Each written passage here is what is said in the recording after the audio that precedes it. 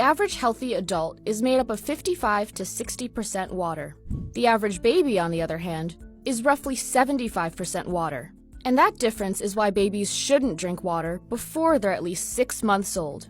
Not from the tap, or a well, or a spring. Plain water is just plain off limits. You see, everyone's kidneys have a limit to how much water they can handle. Break that limit, and the excess water will back up into your bloodstream, where it dilutes the salt, or sodium, in your blood. Once your blood dips below 0.4 ounces of sodium per gallon, you're at risk of a condition called hyponatremia. It happens when your cells try to return sodium levels to normal by absorbing the extra water and swell up like a water balloon in the process, causing complications like confusion, vomiting, and muscle spasms. Hyponatremia is common in marathon runners who drink too much too fast during a race without also providing enough sodium to balance out their blood. And if you keep drinking, that excess water will eventually reach the cells in your brain.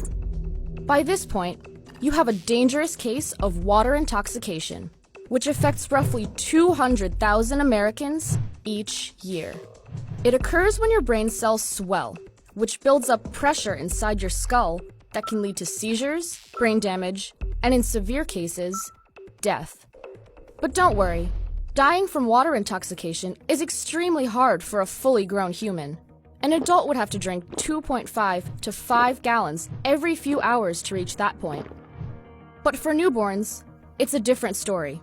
Their kidneys are about half the size of an adult's, so they can't hold much water to begin with, and it takes just a few ounces to cause problems. On top of that, their kidneys aren't developed enough yet to properly filter water, so any water that enters their body ends up in the circulatory system, where it dilutes their blood and increases their water content by 7 to 8%. But it's not just drinking straight H2O that poses a threat. In fact, most cases of water intoxication in infants don't even involve a glass of water.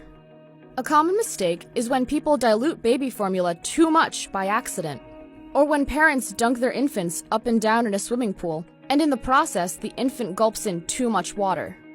It's important that if your baby is showing signs of water intoxication, that you take them to the hospital immediately, where a doctor will likely provide some form of fluids, like intravenous saline solution, to bring the infant's sodium levels up to normal.